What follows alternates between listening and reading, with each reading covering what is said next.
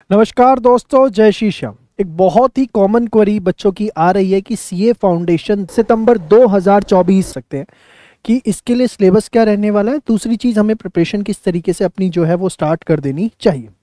देखिए, सबसे पहले मैं बात करूंगा कि हमारा सिलेबस की क्या है सीए फाउंडेशन सितंबर 2024 के लिए और कैसे जो है हमें उसकी तैयारी करनी है। फिर हम नेक्स्ट मुद्दा ये उठाएंगे। देखिए, अगर मैं बात करूं तो आपका जो पैटर्न है वो सेम ही रहेगा। मतलब आपका अकाउंट्स जो है वो 100 नंबर का पेपर आएगा। फिर आपका लॉ पेपर होगा, मैं लॉ जो है वो आपका 100 मार्क्स का रहेगा। ठीक है। अगर मैं बात करूं नेक्स्ट पेपर की तो that will be quantitative aptitude. तो मैथ्स जो है इसमें आपका 40 मार्क्स का रहेगा। स्टैट्स आपका 40 मार्क्स का रहेगा। लॉजिकल रीजनिंग आपका 20 मार्क्स का रहेगा। और उसके बाद अगर मैं बात करूं नेक्स्ट पेपर की, that is the economics. Economics आपका जो है 100 मार्क्स का रहेगा। अब इसमें आगे क्या है सर, इसमें मेन चीज़ जो है फर्स्ट दो पेपर जो अकाउंट्स एंड लॉ के पेपर है, ये आपके जो है डिस्क्रिप्टिव पेपर होने वाले हैं। डिस्क्रिप्टिव मतलब आपको पूरा का पूरा पेपर जो है वो सॉल्व करना पड़ेगा। जैसे आपका 12th में क्वेश्चन पेपर आता था, वैसे ही यहाँ क्वेश्चन पेपर आएगा। वो आपको 3 घंटे के अंदर जो है वो सॉल्व करना होगा। तो 3 घंटे के जो है ये पेपर होंगे। और जो भी आपका पेपर होगा, मैं आपको बता दूं, फर्स्ट पेपर आपका एग्जाम में अकाउंट्स का होगा, फिर एक छुट्टी होगी। अगला पेपर आपका लॉ। नेक्स्ट अगर मैं बात करूं पेपर नंबर 3, फिर एक छुट्टी होगी, क्वांटिटेटिव एप्टीट्यूड का होगा। ये जो पेपर होगा ये आपका एमसीक्यू बेस्ड पेपर होगा और ये जो है 2 घंटे का पेपर होगा। याद रखिएगा, 2 घंटे का पेपर होगा। और सबसे बड़ी चीज, इस पेपर में आपको ना कैलकुलेटर अलाउड है। ये बात ध्यान रखनी है आपको, इस पेपर के अंदर कैलकुलेटर अलाउड है, लेकिन एक नॉर्मल कैलकुलेटर, साइंटिफिक कैलकुलेटर जो है वो इसके अंदर आप लोगों को अलाउड नहीं होता है। सर, ये जो एमसीक्यू पेपर होगा 2 घंटे का, क्या इसमें नेगेटिव मार्किंग भी होगी? जी हाँ, इसमें नेगेटिव मार्किंग आपकी होने वाली है। नेगेटिव मार्किंग रहेगी, यस, नेगेटिव मार्किंग रहेगी। और कितनी रहेगी? 0.25 की नेगेटिव मार्किंग रहेगी। मतलब अगर आप एक क्वेश्चन गलत करते हैं तो 0.25 मार्क्स कटेंगे, या दूसरे शब्दों में कहूँ, 4 क्वेश्चन आपने गलत किए तो -1 आपका हो जाएगा। ठीक है ना। तो ये आपका इस पेपर के लिए रहेगा। सर, पेपर नंबर 4 के लिए क्या रहेगा? जो इकोनॉमिक्स का पैटर्न है वो भी सेम रहेगा। जो क्वांटिटेटिव एप्टीट्यूड, मतलब 2 घंटे का पेपर आएगा, नेगेटिव मार्किंग रहेगी। ठीक है। कैलकुलेटर इसमें भी अलाउड होगा, लेके जाना पड़ता है क्योंकि इसमें इलास्टिसिटी वगैरह के या कुछ कॉस्ट के जो आपको न्यूमेरिकल्स आते हैं वो सॉल्व करने होते हैं। तो कैलकुलेटर खैर हर पेपर में अलाउड है, ऐसा कुछ नहीं है। तो ब्रॉडली समझ में आ गया अपन लोगों को, 2 पेपर डिस्क्रिप्टिव हैं, 2 पेपर एमसीक्यू बेस है। सर, पासिंग क्राइटेरिया के अंदर कोई चेंज है किसी प्रकार का, या पासिंग क्राइटेरिया क्या रहने वाला है? देखिए, अगर मैं पासिंग क्राइटेरिया की बात करूं तो आपको जो है ना वो एग्रीगेट बनाना होता है। एग्रीगेट जो है आपका 50% मार्क्स होने चाहिए। 50% मार्क्स आपके जो है एग्रीगेट बेसिस पर होने चाहिए। और इंडिविजुअल सब्जेक्ट के अंदर कम से कम जो है आपके 40% मार्क्स जो हैं वो आपके होने चाहिए। अब सर, ये क्या है, थोड़ा सा और डिटेल में समझा देते हैं। इसका स्पष्ट मतलब ये है कि आपके 4 पेपर हैं। चारों पेपर जो हैं आपके कितने नंबर के आ रहे हैं? चारों पेपर आपके आ रहे हैं 100 नंबर के पेपर आ रहे हैं। ठीक है ना। तो कम से कम मिनिमम आपको मिनिमम जो है 40 मार्क्स लेके आने हैं हर सब्जेक्ट में। Minimum 40 marks in each subject. कम से कम आपके जो है हर पेपर के अंदर 40 नंबर होने चाहिए। और दूसरी चीज़, एग्रीगेट जो मैंने 50% लिखा है क्योंकि 4 पेपर हैं तो 400 नंबर का टोटल हो गया। तो जो टोटल है वो 200 या 200 से ज़्यादा होना चाहिए, तब आपको पास माना जाएगा। तो सपोज अगर कोई बच्चा है, उसके अकाउंट्स के अंदर आ गए 45, ठीक है, लॉ में आ गए 45, अगले में भी 45 आ गए, फिर उसके अगले पेपर में भी 45 आ गए, टोटल आया 180। तो वो इंडिविजुअल में तो 40 से ऊपर आ रहा है, बट उसका एग्रीगेट क्योंकि 200 नहीं बना तो उसे फेल माना जाएगा। तो इस तरीके से पासिंग क्राइटेरिया जो है अपना रहने वाला है। ठीक है। सर, सिलेबस जो है वो जो चारों सब्जेक्ट्स हैं उसका क्या सिलेबस है? देखिए, मैं मोर और लेस आपको बता दूं। अकाउंट्स की अगर मैं बात करूं तो जितना आपने क्लास 11th में पढ़ा है, जितना आपने क्लास 12th में पढ़ा है, जैसे 11th में आपने पढ़ा होगा जर्नल एंट्री, ठीक है, वो आपको यहाँ देखने को मिलेगा। बड़ी डिटेल में वीडियो है, ध्यान से देखिए, काफ़ी आपकी हेल्प करेगी, आगे की कन्फ्यूजन खत्म करेगी। जनरल लेजर, फिर आपका ट्रायल बैलेंस हो गया। ठीक है ना। उसके बाद आपने एक सब्सिडरी बुक पढ़ा होगा, वो आपको यहाँ देखने को मिलेगा, ठीक है ना। फिर आपको बैंक रिकंसिलेशन स्टेटमेंट देखने को मिलेगा, फिर आपको यहाँ पे रेक्टिफिकेशन ऑफ एरर देखने को मिलेगा, फिर आपको यहाँ बिल्स ऑफ एक्सचेंज आपको याद होगा, आपने देखा होगा, फिर आपको डिप्रिसिएशन यहाँ पर देखने को मिलेगा, ठीक है। फिर आपने 12th में ही 11th में ही याद होगा आपको, फाइनल अकाउंट्स आपने पढ़ा होगा, वो आपको देखने को मिलेगा। हो सकता है कुछ बच्चों ने एनपीओ भी पढ़ा हो, तो वो भी आपको यहाँ देखने को मिलेगा। तो सर हमें तो कुछ पढ़ने की ज़रूरत ही नहीं है, सब कुछ वही है। बेटा इतने सी इंस्टीट्यूट वाले पागल नहीं है, लेवल जो है कंपैरेटिवली टफ रहने वाला है। और अगर आप बात करें तो जैसे बीआरएस, इसमें आपको न्यू टॉपिक देखने को मिलेंगे, ठीक है ना। उसके बाद अगर मैं आपको बात करूं बिल्स ऑफ एक्सचेंज, यहाँ आपको न्यू टॉपिक देखने को मिलेंगे। डेप्रिसिएशन में आपको अच्छे खासे नए टॉपिक देखने को मिलेंगे। इवन एनपीओ के अंदर अगर मैं बात करूं तो आपको न्यू टॉपिक देखने को मिलेंगे, ठीक है ना। फाइनल अकाउंट्स के अंदर अगर मैं बात करूं तो यहाँ आपको न्यू चीज़ें देखने को मिलेंगी, ठीक है। तो काफ़ी जगह न्यू देखने को मिलेगा, और अगर पुराना है भी ना तो उसमें भी अच्छा खासा लेवल आपको देखने को मिलने वाला है। तो 11th के भरोसे मत रहिएगा, ठीक है, आपको एक सपोर्ट मिलेगा, मैं मना नहीं करता, लेकिन मैं ऐसा नहीं कहूँगा कि सिर्फ 11 जिन्होंने कर दी वो आँख बंद करके इसको कर पाएंगे। 12th का क्या सिलेबस देखने को मिलेगा, तो 12th में अगर मैं ब्रॉडली बात करूँ तो जो आपका पार्टनरशिप आपने किया था वो आपको देखने को मिलेगा यहाँ पर, ठीक है ना। कंपनी में अगर मैं बात करूँ, इशू ऑफ शेयर्स आपको देखने को मिलता है यहाँ पर, जो आपने अपना पढ़ा हुआ है किसके अंदर, 12th के अंदर डिबेंचर्स देखने को मिलेगा। क्या एकदम सेम लेवल रहने वाला है, पार्टनरशिप में लेवल जो है अच्छा खासा हाई देखने को मिलेगा। इसके अंदर भी लेवल ज़्यादा तो नहीं, बट येस आप मान के चलिए कम से कम 25 से 30% जो है ऊपर आपको इसमें भी लेवल देखने को मिलेगा। तो ये 11-12 का सिलेबस है जो आता है। इसके अलावा भी कुछ आता है, अरे क्यों नहीं आता भाई। इसके बाद आपको देखने को मिलेगा एक नया चैप्टर एकदम, जिसको आप बोल सकते हो, ठीक है, अच्छा खासा हैवी चैप्टर है। तो ऐसा नहीं है कि नए चैप्टर्स देखने को नहीं मिलते, नए चैप्टर्स भी यहाँ पर आपको देखने को मिलते हैं, और अच्छा ठीक ठाक लेवल अपना होता है। सबसे बड़ी चीज़ यहाँ पर जो है, एक नई चीज़ जो होती है, रीजनिंग बेस ट्रू फॉल्स, जो कि 12 नंबर के अंदर आते हैं, और ये एक अपने आप में बहुत यूनिक चीज़ होती है। तो ये जो है मोटा मोटा अपना सिलेबस यहाँ पर रहता है, ठीक है। पेपर पैटर्न की बात करूं तो क्वेश्चन नंबर 1 आएगा जो कि 20 नंबर का होगा। उसमें इंटरनली जो है कुछ चीज़ें होंगी, लेकिन ये मैंडेटरी क्वेश्चन होगा, इसमें कोई ऑप्शन नहीं होगा, ये आपको करना ही करना होगा। हो सकता है 20 नंबर में वो आपको 5-5 नंबर के 4 क्वेश्चंस दे दे, हो सकता है 4-4 नंबर के 5 दे दे, या हो सकता है ट्रू फॉल्स दे दे 2-2 नंबर के 6। जनरली आजकल यही देखने को मिलता है। जो रीजनिंग बेस्ड ट्रू फॉल्स है वो क्वेश्चन नंबर 1 में वो आपको दे देते हैं 2-2 नंबर के 6, और फिर आपको 4-4 नंबर के 2 क्वेश्चन दे देते हैं। उसके बाद क्या होता है सर, उसके बाद जो है आपको क्वेश्चन नंबर 2 से जो है देखने को मिलता है, क्वेश्चन नंबर 2 से लेके क्वेश्चन नंबर 7 तक, 2, 3, 4, 5, 6, 7, तो ये 6 क्वेश्चन देखने को मिलते हैं, ठीक है। और 16-16 नंबर के क्वेश्चन होते हैं। इंटरनल पार्ट्स हो सकते हैं कि 16 नंबर है तो 10 नंबर, 8 नंबर, 8-8 नंबर, ठीक है ना, 12 नंबर और आपका 4 नंबर, इस तरीके से। और इन 6 क्वेश्चंस में से जो है आपको कोई भी 5 क्वेश्चंस जो है वो करने होते हैं। और अकाउंट्स का जो पैटर्न है वही आपका मोर और लेस जो है आपका लॉ का पैटर्न भी रहता है। तो ये मैंने आपको अकाउंट्स के बारे में बताया। इसके बाद सर लॉ के सिलेबस में आ जाए। सर लॉ के अंदर जो है आपको सबसे पहले करना होता है इंडियन कॉन्ट्रैक्ट एक्ट। ये सबसे बड़ी चीज़ है, बच्चे इसको इग्नोर करते हैं, सोचते हैं सबसे एंड में करें क्योंकि ये सबसे बड़ा। लेकिन मैं सभी बच्चों को जो सीए कोर्स शुरू कर रहे हैं उनको ये बोलूँगा कि इसको आपको सबसे पहले करना है, क्योंकि आपका सीए फाइनल तक का बेस है। इसको जो है आप गलती से भी इग्नोर करने की कोशिश मत करना। सबसे पहले आपको इंडियन कॉन्ट्रैक्ट एक्ट जो है वो करना है। फिर आपको क्या करना है, फिर आपको करना है सेल्स ऑफ गुड्स एक्ट 1930, जो कि इसके बाद आपको इमीडिएटली करना चाहिए। फिर आपको क्या करना चाहिए, फिर आपको करना चाहिए पार्टनरशिप एक्ट, जो उसमें आपको देखने को मिलेगा, ठीक है। फिर आपको देखने को मिलेगा एलएलपी एक्ट, इसमें कुछ अमेंडमेंट्स भी हैं। और फिर आपको एंड में करना है कंपनीज एक्ट। इसको करने का पैटर्न मत चेंज करिएगा, यही तरीका होना चाहिए। अदरवाइज जो है लॉ में सबसे ज़्यादा बच्चों को दिक्कत आनी शुरू हो जाती है, क्योंकि वो पैटर्न जो है आगे पीछे करते हैं। राइटिंग प्रैक्टिस इस पेपर में बहुत बहुत बहुत ज़्यादा ज़रूरी है। जो भी आप पढ़ रहे हैं उसको याद करके लिखिए ज़रूर। बहुत ज़्यादा टेस्ट दीजिए, टीचर से चेक होने ज़रूरी है। आप हमारा 9.0 कोर्स करते हैं, हर टॉपिक के बाद उसमें आपको टेस्ट मिलेगा और हमारी टीम आपको चेक करके देगी। सबसे बड़ी खूबसूरती उसके अंदर ये है।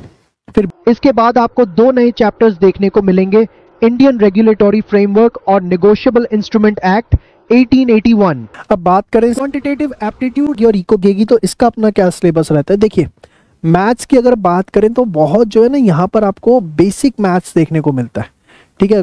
जैसे अगर मैं बात करूं तो सबसे इंपॉर्टेंट चैप्टर है आपका ratio, proportion, indices and log. मतलब ये आप मान के चलो 6th to 8th स्टैंडर्ड का मैथ्स है, ठीक है ना। इसके बाद जो सबसे इंपॉर्टेंट चैप्टर है वो नेक्स्ट है आपका टाइम वैल्यू ऑफ मनी। और ये चैप्टर जो है ना हर बच्चे को सीखना जरूरी है, क्योंकि आप फाउंडेशन में इसको पढ़ेंगे, फिर इंटर के अंदर एक पेपर आएगा फाइनेंशियल मैनेजमेंट, फाइनल में पेपर आएगा, वो सब जगह जो है ना इस चैप्टर का यूसेज होना होता है। तो इवन आप जाएंगे ना तो 40 नंबर का मैथ्स का पेपर है, लेकिन आप देखेंगे कि ये जो 2 चैप्टर्स है ना मोटा मोटा 18 से 20 नंबर का पेपर यहीं से आ जाता है। बाकी इसके बाद दूसरे चैप्टर्स भी हैं, जैसे अगर हम बात करें सीक्वेंस एंड सीरीज है, ठीक है, बहुत शॉर्टकट्स बेस है, ऐसा वहाँ लेंथी क्वेश्चंस नहीं होते, हमें शॉर्टकट्स यूज़ करने होते हैं और शॉर्टकट के बेसिस पे जो है पूरा का पूरा हो जाता है, क्योंकि एमसीक्यू बेस आंसर निकालने पे फोकस रहता है अपन लोगों का, ठीक है ना। फिर अपना हो गया परमुटेशन एंड कॉम्बिनेशन, अगेन हमारे पास बहुत सारे इसमें शॉर्टकट्स होते हैं जो हम आपको क्लासरूम में पढ़ाते हैं, जिसके बेसिस पर जो है ये आपका पूरा हो जाता है, कोई लेंदी जो है नहीं करना होता। अगर आप 11th-12th में मैथ्स नहीं भी पढ़ के आ रहे हैं तो घबराने की ज़रूरत नहीं होती, कारण शॉर्टकट बेस सारा मैथ्स है, शॉर्टकट्स हमें आने चाहिए, फिर हमारे लिए कोई दिक्कत नहीं होती, उल्टा मज़ा आता है जब हम चीज़ों को करते हैं। फिर हमारे पास एक हो जाता है सेट्स, रिलेशंस एंड फंक्शंस, मज़ेदार चैप्टर, एकदम पढ़ के मज़ा आ जाता है। फिर डिफरेंशिएशन इंटीग्रेशन आ जाता है, वो हम थोड़ा सा एडवाइस करते हैं कि लास्ट चैप्टर है डिफरेंशिएशन एंड इंटीग्रेशन, कि अगर आपने 11th-12th में मैथ्स नहीं पढ़ा है तो थोड़ा सा आप इसको जो है बेसिक लेवल पे ही करें, ज़्यादा एडवांस लेवल पे इसको करने की ज़रूरत नहीं है। और एग्जाम में इसकी वेटेज सिर्फ 4 नंबर के आसपास रहती है। तो बाकी अगर आप देखें तो 36 नंबर का मैथ्स बड़ा कूल है, ठीक है ना।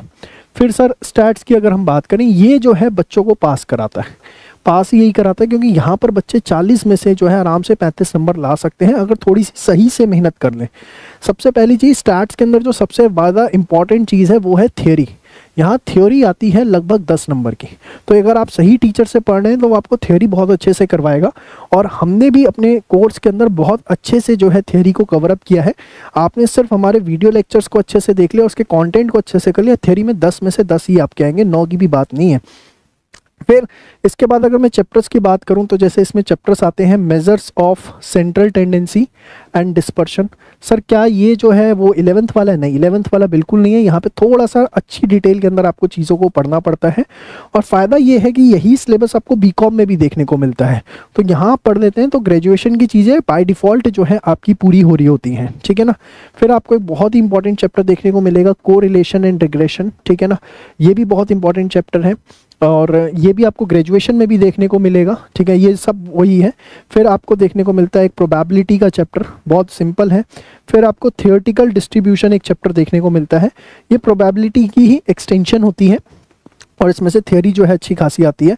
और लास्ट आपको देखने को मिलता है इंडेक्स नंबर। अब देखिए ये जो स्टैट्स वाला पोर्शन है ना, ये हर बच्चे के लिए नया है, चाहे आपने 11th-12th में इकोनॉमिक्स मैथ्स पढ़ा है नहीं पढ़ा, सबको बेसिक लेवल से दोबारा पढ़ना पड़ता है, क्योंकि बहुत डिफरेंट चीज़ें हैं और बहुत सिंपल चीज़ें हैं। बच्चा ठीक ठाक मेहनत कर ले, 40 में से 35 नंबर यहाँ पर बड़े आसानी से आ जाते हैं। तो मतलब आप सोचो कि अगर 35 नंबर यहाँ आ जाए और यहाँ पर जैसे ये 2 चैप्टर सिर्फ मैंने आपको बोला 18 से 20 नंबर के आएंगे, बच्चा ये 2 अच्छे से कर लेना तो आप सोचो 50+ तो यहीं पर आ गए।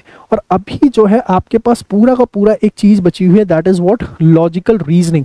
लॉजिकल रीजनिंग में सिर्फ हमारे पास 4 चैप्टर है, सिर्फ 4 चैप्टर हैं और वो आपके 20 नंबर के फ्री के हैं। फ्री मतलब एब्सोल्युटली फ्री, फिक्स क्वेश्चंस हैं वही आने हैं और आपने उतना कर लिया, कहीं नहीं गया। मतलब ये पेपर जो सबको सबसे ज़्यादा मुश्किल लगता है, अगर सिस्टमैटिकली समय रहते हुए मेहनत शुरू कर दें, 3 से 4 महीने प्रॉपर इसे दें, जिसमें स्टार्टिंग में सबसे पहले हम लोग स्टैट्स करें, फिर हम लॉजिकल रीजनिंग करें और अंत में जो है हम मैथ्स के ऊपर आए, तो 75 नंबर लाना इस पेपर में सबका कॉपीराइट है। क्योंकि 35 नंबर यहाँ, 20 नंबर हम यहाँ लाएंगे, कितने हो गए 55, और 20 नंबर जो है हम यहाँ मैथ्स के अंदर लाएंगे, तो 75 तो सबके आएंगे। बाकी मैथ्स बहुत अच्छा है और जितना अच्छा होता चला जाएगा तो फिर वो नंबर आगे चलते चले जाएंगे। हमारे कोर्स की बात करें तो अभी तक का हमारे यहाँ से 97 का हाईएस्ट है क्वांटिटेटिव एप्टीट्यूड का, क्योंकि हमने इस पर बहुत अच्छी रिसर्च की हुई है, एक्सटेंसिव रिसर्च जो है हमारी है, और परफेक्ट प्रैक्टिस बुक आती है हमारी क्वांटिटेटिव एप्टीट्यूड की। बहुत यूनिक वैरायटी के क्वेश्चंस जो एग्जाम में देखने को मिलते हैं या आ सकते हैं, उसको ध्यान में रखते हुए हमने उस बुक को डेवलप किया हुआ है।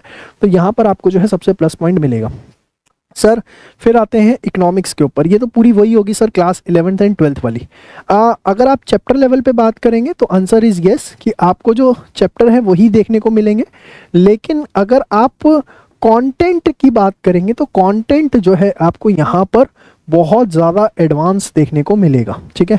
जो आप 11th-12th में पढ़ के आते हैं वो बहुत बेसिक होता है, बेसिकली वहाँ आप शॉर्ट रन पढ़ के आते हैं, यहाँ आपको लॉन्ग रन भी पूरा का पूरा पढ़ना होता है। ग्राफ्स की जो है इन्वॉल्वमेंट बहुत अच्छी रहती है। इसके बाद आपको 5 नए चैप्टर्स देखने को मिलेंगे, determination of national income, public finance, money market, international trade and Indian economy. तो आपको समझ में आया होगा कि हमारे पास क्या है, उसका सिलेबस क्या है, किस तरीके से पढ़ना है, क्या पढ़ना है और कैसे हम उसको कर सकते हैं। सर सबसे पहला पेपर हमें कौन सा शुरू करना चाहिए? सबसे पहले आपको हमेशा मैथ्स टेट्स एलआर फर्स्ट प्रायोरिटी पे शुरू करो और साथ में लॉन्ग टेस्ट खूब करना, टेस्ट बहुत देना। मैथ्स टेट्स एलआर में खूब आपको टेस्ट देने हैं। सर बच्चे फेल क्यों होते हैं सीए के अंदर? उसका सबसे बड़ा कारण जो होता है कि बच्चे फेल होते हैं, वो फेल इसलिए होते हैं क्योंकि वो टेस्ट के ऊपर फोकस नहीं करते। आप कहीं पर भी कोचिंग ज्वाइन करेंगे, वो आपको पढ़ा तो देंगे लेकिन वो आपके टेस्ट नहीं लेते हैं। टेस्ट ले लेंगे तो आपको चेक करके नहीं देते। मैं आपको बता रहा हूँ बेटा, मुझे ना इस इंडस्ट्री के अंदर 14 साल हो गए, तो मैंने हर चीज़ देख चुका हूँ। आज हमारा सीए फाउंडेशन 9.0 कोर्स लगभग जो है 7,000 से ज़्यादा बच्चों के पास है। वो उसका कारण ही यही है क्योंकि उसके अंदर हम आपको वीडियो लेक्चर्स देते हैं, लाइव क्लासेस होती हैं। लाइव क्लासेस एक तो जो हम कंटेंट कराते हैं वो होती हैं, दूसरा हमारे टीचर ना सुबह सुबह आके बैठ जाते हैं 9 बजे और कहते हैं बेटा पूछो जब तक डाउट पूछने हैं। उसकी एक अलग टीम है जो आपके 1 to 1 एकदम डाउट लेगी, जैसे आप वीडियो कॉल पर किसी से डाउट ले रहे हैं, वहाँ नहीं समझ पाए फ़ोन करके डाउट पूछ लो, इतना आपको हम सपोर्ट देते हैं। पेपर आप करके देते हो तो जो MCQ बेस्ड पेपर है इसका रिजल्ट तो इंस्टेंटली आपको पता लग जाता है और ये भी पता लगता है कि ऑल इंडिया लेवल पे आप लोग कहाँ पर खड़े हुए हैं। जो पूरे इंडिया से बच्चे देंगे उसके बीच में आपकी क्या रैंकिंग आ रही है, तो एक आपको जो है मोटिवेशन भी मिलता है। एक कोचिंग में जाएंगे, आपका कंपटीशन 20 से 25-30 बच्चों के बीच में आप अपने आप को जज कर पाते हैं, लेकिन क्योंकि हमारे पास ऑल इंडिया से बच्चे हैं, इतने बच्चे बढ़ रहे हैं, तो जब आप एक टेस्ट देते हैं तो आपको पता लगता है कि भाई 10,000 बच्चों ने इस टेस्ट को दिया है, मेरी रैंक 300 नंबर पे आई है, 200 पे आई है, 1 नंबर पे आई है, 5,000 पे आई है। तो एक बहुत अच्छा मोटिवेशन आपको मिलता है। सेम में अकाउंट्स और लॉ के अंदर अगर आप जाते हैं, या डिस्क्रिप्टिव टेस्ट है, वैसे हम 7 डेज बोल के चलते हैं, लेकिन हमारी कोशिश रहती है 3 दिन में आपको चेक करके दे दें। हमारी चेकिंग की सबसे बड़ी खूबसूरत बात ये रहती है, हम पेपर सिर्फ चेक करके नहीं देते हैं, हर उस पॉइंट पे जहाँ पर आपकी गलती हुई है हम आपको गाइड करते हैं कि यहाँ पर आपकी गलती हुई है, यहाँ आपको ये करना चाहिए था, तो आपको नंबर पूरे मिलेंगे। तो ये सबसे बड़ी चीज़ रहती है। साथ में आपको हमारा जब आप कोर्स लेंगे तो आपको 9 किताबें डिलीवर की जाएंगी। पहली किताब होगी task meter test meter. Task meter में आपको बताया जाएगा रोज कितनी पढ़ाई करनी है। 4 टास्क आपको रोज करने होते हैं, उस बुक में आपको लिखा होगा, आप सिर्फ उसको फॉलो करते रहेंगे, ऑटोमेटिकली आप देखेंगे कि लगभग आपका कोर्स जो है वो बहुत तमीज़ के साथ, रिवीजन के साथ, टेस्ट पेपर्स के साथ कंप्लीट हो जाएगा। डे टू डे बेसिस पे उसमें गाइडेंस है। टेस्ट मीटर जिसमें सारी डिटेल्स हैं, आपको कौन सा टेस्ट कब देना है, क्या देना है, कैसे देना है। फिर 4 प्रैक्टिस बुक्स आपको मिलेंगी जिनको हम परफेक्ट प्रैक्टिस बुक बोलते हैं। उन बुक्स के अंदर जो है आपको सारा आज तक जितने क्वेश्चंस एग्जाम में आए हैं, जो आ सकते हैं, ICI के कौन से इंपॉर्टेंट क्वेश्चंस हैं, बड़े सिस्टमैटिक वे में वही क्वेश्चंस आपको करने और कुछ करने की जरूरत नहीं है। और उनकी वीडियो रिकॉर्डिंग्स भी हैं, अगर आप किसी क्वेश्चन में स्ट्रक हो जाएं तो आप उसकी वीडियो रिकॉर्डिंग भी देख सकते हैं। और फिर 4 आपको मिलते हैं परफेक्ट एनालाइजर। ये क्या है? हमारा मकसद है आपका स्क्रीन टाइम रिड्यूस करना, तो हमने सारे के सारे टेस्ट पेपर आपको प्रिंट करके दिए हैं परफेक्ट एनालाइजर में। वहां सिर्फ क्वेश्चन पेपर्स मिलेंगे, आंसर्स नहीं मिलेंगे। तो क्वेश्चन पेपर्स आपको वहां मिल जाते हैं, जैसे जैसे चैप्टर हो जाए वहां आप करते रहिए, हमें देते रहिए, सबमिट करते रहिए और आपको रिजल्ट्स मिलते रहेंगे। तो ये हमारा सीए फाउंडेशन 9.0 कोर्स में सारी चीज़ें आपको मिलती हैं। नए बैचेस जो हैं वो हर महीने हमारे शुरू होते हैं, तो आप जो है फटाफट जो है बिना टाइम वेस्ट किए हुए चीज़ों को शुरू करिए, परस्यू करिए। आप हमारे कुछ डेमो लेक्चर्स देखना चाहते हैं तो हमारे इसी चैनल पर डेमो लेक्चर्स भी हैं, लिंक मेरे डिस्क्रिप्शन में वहाँ देख सकते हैं, नहीं तो डेमो का हमने एक लिंक भी बना दिया है, वो भी आप डिस्क्रिप्शन में जाके देख सकते हैं। बाकी कोई भी जानकारी आपको चाहिए तो हमारे हेल्पलाइन नंबर जो आपको इस समय स्क्रीन पर दिख रहा है 8888880402, यहाँ पर आप व्हाट्सएप करिए, हमारी टीम आपको कॉल करेगी, सारी जानकारी देगी, या व्हाट्सएप पे ही आपको सारी डिटेल शेयर की जाएगी। तो उम्मीद करूंगा आपको काफ़ी इन्फॉर्मेशन मिली, ये वीडियो आपके लिए बहुत फ़ायदेमंद रही और आप अपनी पढ़ाई फटाफट शुरू करेंगे। और ये सारे रिजल्ट्स जो इस समय आपको दिख रहे हैं ये ग्रूमिंग एजुकेशन अकेडमी से हैं, जिन्होंने हमारे ऑनलाइन कोर्स से सिर्फ पढ़ाई करी। हम कोई ऑफलाइन में डील नहीं करते हैं, सिर्फ ऑनलाइन पढ़ाते हैं, ये भी मैं आपको बता दूँ। और सिर्फ क्योंकि हमें पता है, क्योंकि हम ऑनलाइन पढ़ा रहे हैं, हम ऑफलाइन नहीं पढ़ा रहे, तो हमारा 100% फोकस रहता है ऑनलाइन के ऊपर और हम अपने स्टूडेंट्स को best and best her point of time पे जाते हैं। गूगल पे जाकर रिव्यू पढ़ लो, कोरा पे पढ़ लो, फेसबुक पे पूछ लो, या अपने सर्कल में किसी से भी पूछ लो, वो आपको सिर्फ एक ही एडवाइस करेगा, सीए मतलब जीए। तो आज के लिए इतना ही। कोई गुस्ताखी रही, कुछ आपका क्वेश्चन है तो आप ज़रूर पूछिएगा कमेंट के अंदर, हमारी टीम रिप्लाई करेगी। बाकी मिलते हैं नेक्स्ट वीडियो में, तब तक के लिए बाय बाय, टेक केयर, जय श्री श्याम।